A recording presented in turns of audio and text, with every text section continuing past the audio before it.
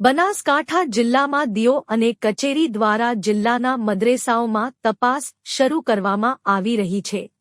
જિલ્લાના 53 મદ્રેસાઓમાં 49 ટીમો દ્વારા મદ્રેસામાં અભ્યાસ કરતા બાળકો અને તેના નીતિ નિયમોને લઈને શિક્ષણ વિભાગ દ્વારા તપાસ હાથ ધરી છે।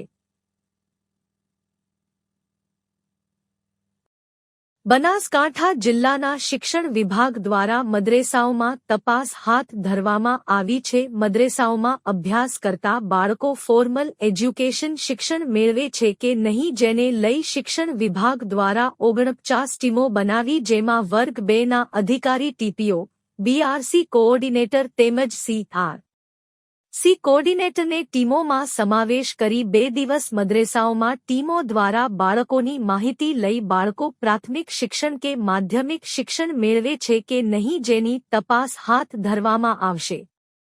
બાઇટ ડો. હિતેશ પટેલ, જિલ્લા શિક્ષણાધિકારી।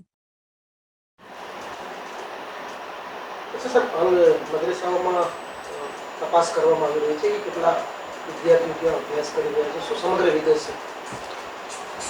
બનાસકાંઠા જિલ્લામાં કુલ 97 મદ્રેસાઓ આઈડેન્ટિફાઈ થયેલા છે।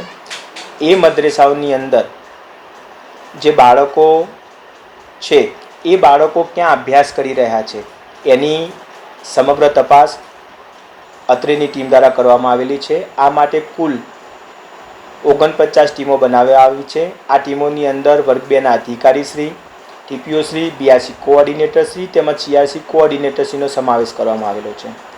2 દિવસ સમગ્ર જે ટીમો છે એ ત્યાં બાળકોની માહિતી લેશે અને જે માહિતી છે એ જેમ જેમ તપાસ પૂર્ણ થાય છે એમ અમે એકંદરી કરી રહ્યા છીએ। કેવા પ્રકારની છે માહિતી એકત્રિત કરવામાં? માહિતીમાં એ પ્રકારની છે કે મદ્રેસાની અંદર જે બાળકો શિક્ષણ મેળવે છે એ બાળકો ફોર્મલ એજ્યુકેશનનું શિક્ષણ મેળવે છે કે નહીં, ત્યાં પ્રાથમિક શિક્ષણ અથવા માધ્યમિક શિક્ષણ મેળવે છે કે નહીં એની તપાસ કરવામાં આવી રહી છે। 2 દિવસમાં તપાસ પૂર્ણ થઈ જશે। Okay, thank you.